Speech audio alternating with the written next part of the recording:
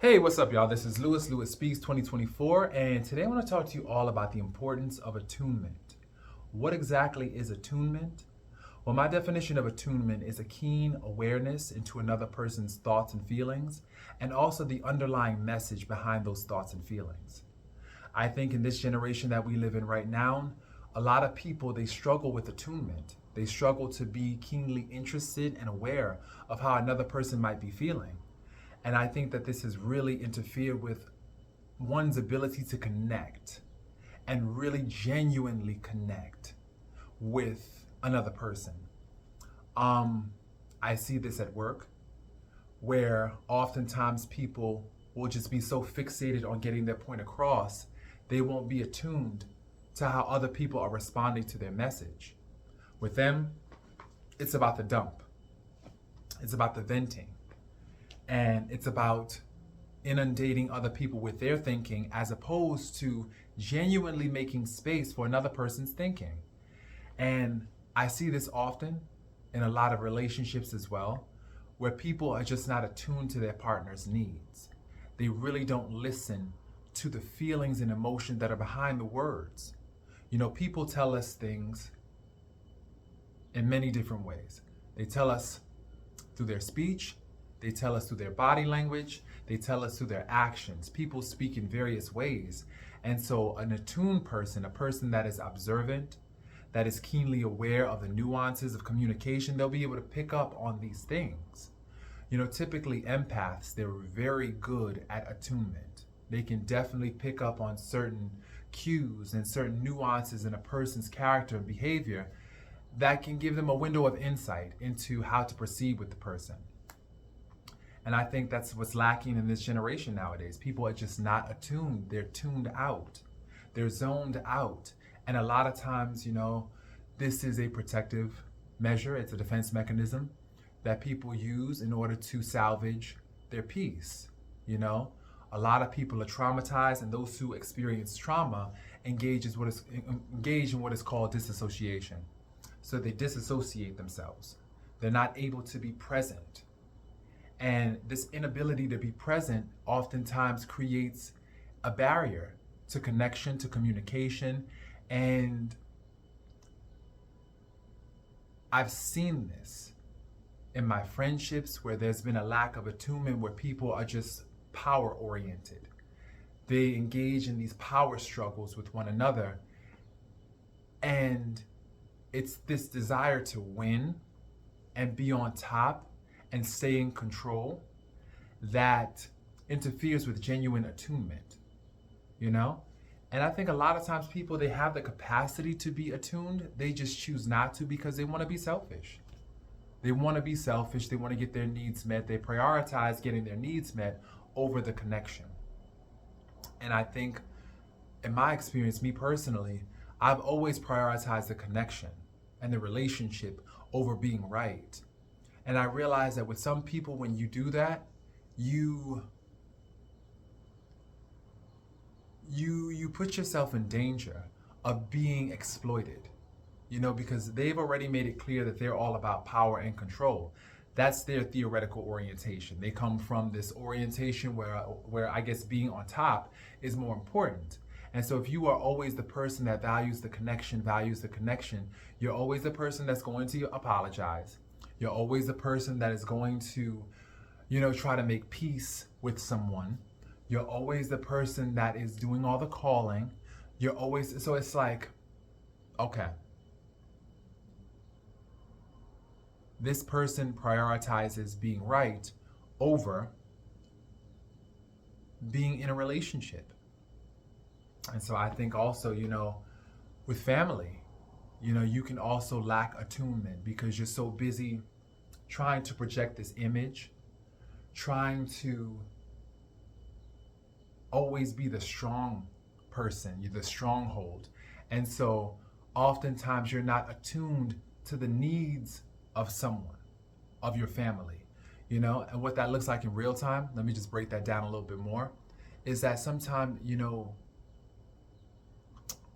I guess parents, they can be typecast in a role of being the protector, right? They've gotten so used to playing that role that when their adult children grow up, they're still operating from that mindset of protector, protector, protector. And what that comes across as with the adult children is interference. That comes across as controlling. That comes across as over-involved. And that can oftentimes serve as a barrier to connection, you know? And I think in certain situations, you know, a lot of people, let me just say this, a lot of people will distance themselves because they don't feel like there's room for them in various relationships.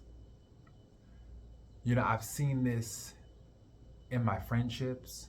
You know, I've had to distance myself from my friendships because I felt like there was no room for me here. I felt like there was no room for me there, actually. There was no room for me. They were so busy on their own issue, their own kick. They had no room for my issues. They had no room for me to breathe. There was no room, no safe space. And that's the thing. Do you hold space for your friendships? Do you hold space for the people in your life? A lot of people, they don't hold space. What they do is they take up all the space, you know? I know I've heard people say that there's certain relationships where they feel as though their partner sucked up all the air. They took up all the air. There was no room for them to breathe, for them to take in air. And so attunement is important in those situations because you can pick up on when your partner needs to feel valued. They need some time. There is a moment when we all have to go off the air for a bit to allow other people the space to express themselves. And if you're constantly sucking up all the air in the room and not giving other people the space to be, a lot of times people will just take the space by just keeping their distance, you know? And so you have to be attuned to the needs and really zero in, because that's what attunement is also. It's about zeroing in on what another person might need. What does this person need? Yes, right now, I would like to go on and on and on about myself, right? But what does this other person need right now and in this moment? How can I tune in and zero in on what their needs are? And I think that takes a level of empathy, that takes a level of compassion, that takes a level of involvement and interest that people just don't have. They just don't have it. And I think a lot of people are saying the same thing. They don't feel supported, they don't feel seen, they don't feel heard, they don't feel valued, they don't feel important to anyone, they feel invisible, right? This is what I'm seeing with this generation. They feel all those aforementioned things that I just mentioned, right? But yet and still, they continue to operate from a mindset of selfishness. And I believe that comes from feeling like, well, you know something? If they're not going to give it to me, then I have to give it to myself.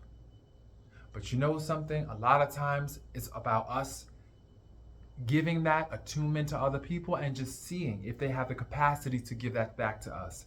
If not, you got to sever ties. Because the thing about it is this. Right now, we live in a day and age where people have a lot of needs. They have a lot of needs. And oftentimes they will project their own dissatisfaction onto you because they're not able to meet their own needs. They feel as though other people are not adequately meeting their needs. And so they're very angry and disappointed about this. And so they project those feelings onto you. It's not your responsibility to meet everybody else's needs. It's not. It's not your responsibility to be what everybody else needs. You offer what you can offer comfortably, and if they value it, if they appreciate it, wonderful. If they need more, I say, I give you to God. Go with God, baby, because I can't. I'm only human.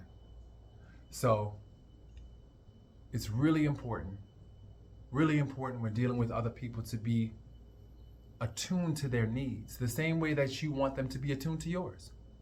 And that's how relationships get better. That's how trust is built. And that's how trust develops. And that's how stronger bonds are formed. Everybody's complaining about the same thing, saying that they feel alone, they feel unloved, unsupported. Well, then ask yourself, what have I done to tune into the needs of someone else? How have I made sure that they do the same thing for me? That's the thing. So, just wanted to share that with y'all. Thank you so much for listening. Peace.